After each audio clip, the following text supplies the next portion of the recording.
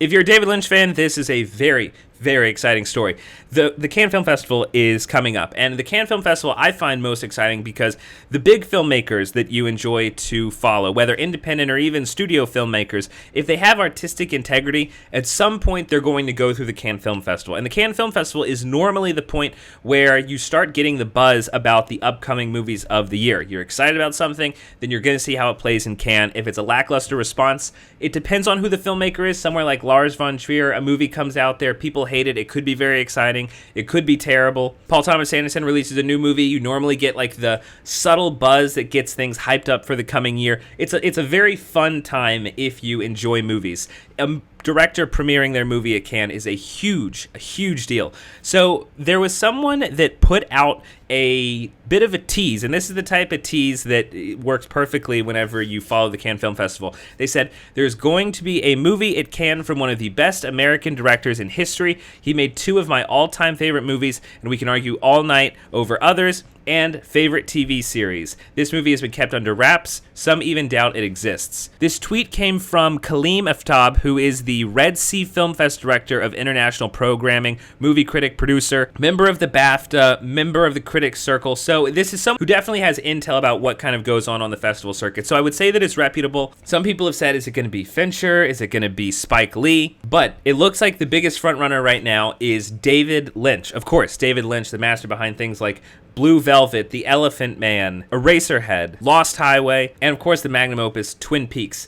I love David Lynch. I know David Lynch does not appeal to everyone, but art house fans, horror fans, it's a great amalgamation of those two genres in particular. He's a very interesting filmmaker. He hasn't put a movie out in a long time. Twin Peaks Season 3 was fantastic. I would recommend check out Twin Peaks. If you like how weird it is, then venture into Twin Peaks Season 3. But it's been a long time since David Lynch has put out a movie. The last one was Inland Empire in 2006, which was not even so much a movie as it was a collection of just weird David Lynchian short films. Really, if you want to go back to his last movie, you've got to go back to 2001 with Mulholland Drive, which is considered still to be one of the best movies of this century. And it is a fantastic movie. It invites you into a very compelling mystery and twists and turns in so many different ways that makes you just have to think about it again and again and again. It is almost impossible to get out of your mind once you see it. David Lynch is a fantastic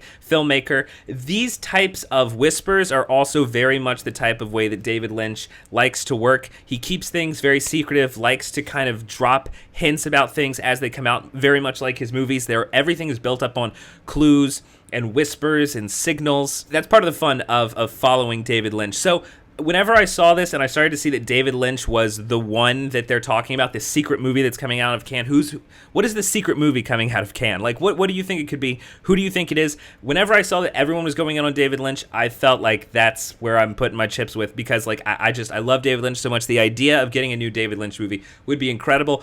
There's so many rumors saying that he's making a TV show for Netflix. Could it actually be a movie that's going to come out and we're going to get the first taste of it at Cannes? Man, if there was going to be a David Lynch movie at Cannes, I would drop the $4,000 on the ticket to go and see that. He's such an original voice. He's getting up there in age. It would be great to see another piece of work from him, especially because he really takes the time to put out something that he feels is unique. So it'd be interesting to see in this kind of later stage in his career, later stage in his life, if he's still able to put out a product that kind of passes the test of being a really good movie, because we haven't really gotten a movie from him since 2001. But if you haven't checked out David Lynch, I would say start with the short films, things like The Alphabet, The Grandmother, The Amputee, and then go on to things like Eraserhead or Twin Peaks or Blue Velvet if you're into the weird. If you want something that's more like a story, then check out The Elephant Man, check out The Straight Story, even check out Dune, to be honest. Like, if you like David Lynch, then there's enough in there to carry you through to the end, because that movie,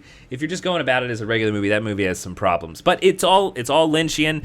Lynch is awesome. The whispers that we might get a new movie, I had to do a video about that. I'm too excited. Just the possibility, even if it's not him, the possibility that we might get something I'll just ride that wave. So who do you think this is going to be? Leave your thoughts below as to who the filmmaker could be, what the secret movie is going to be. Also, like the video, share the video, and if you have not already, subscribe to 5 Minute Critic for future updates on reviews and movie news.